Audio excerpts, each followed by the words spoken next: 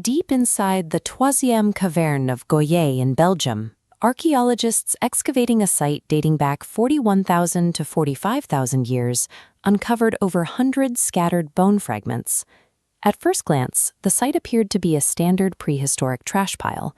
Researchers assumed they were cataloging the remains of everyday local wildlife, but close inspection revealed a specific pattern of damage. The fragments featured deep, precise cut marks, identical to the butchery techniques ancient hunters used to process deer and other large game.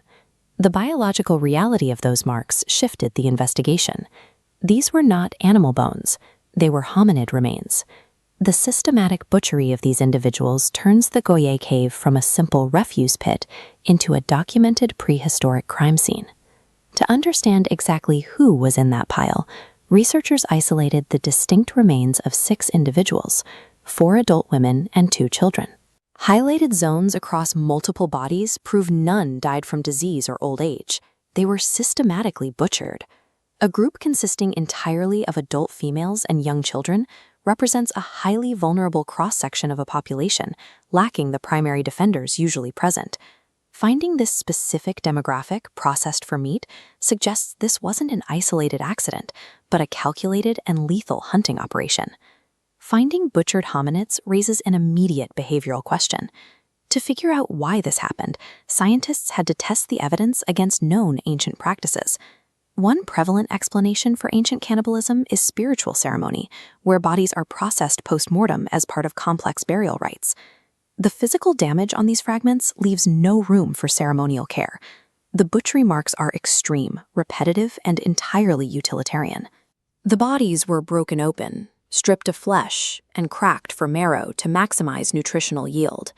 If it wasn't a ritual, another possibility emerges: extreme starvation. A localized family group, trapped by winter, turning on itself in desperation. The physical surface of the bone can only tell us how they were processed, not who they were. To see if these were local victims, investigators had to examine the invisible chemical signatures trapped inside the remains. To trace their origins, scientists use isotope analysis. It charts how chemical elements from local soil and water absorb into growing bones over time, creating a geographical fingerprint. Comparing the local Belgian baseline against the victim's remains shows their chemical signatures deviate sharply. Those foreign isotopes tell a clear story. The women and children recovered from the cave grew up far away, migrating from a completely different territory before they died.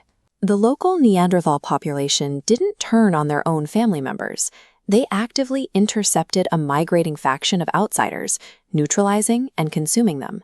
The Goyer cave holds the evidence of a calculated predatory strike.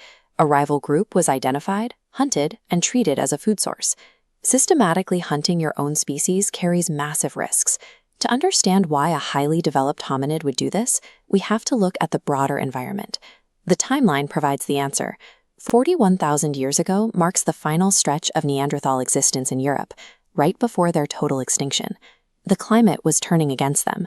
Severe shifts brought rapid glaciation, which rapidly shrank their livable hunting territories and cut off access to familiar resources. At the exact same time, populations of large game were plummeting, and a new predator, early Homo sapiens, was pushing into the region, competing for whatever scraps remained. Driven by massive ecological collapse and catastrophic starvation, the biological imperative to survive overrode species solidarity.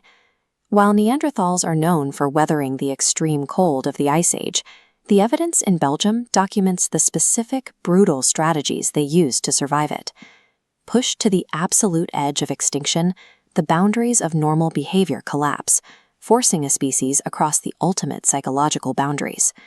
The fragmented bones in Belgium leave us with a stark conclusion. In the most desperate hours of humanity's evolutionary tree, survival sometimes required viewing your own cousins as prey.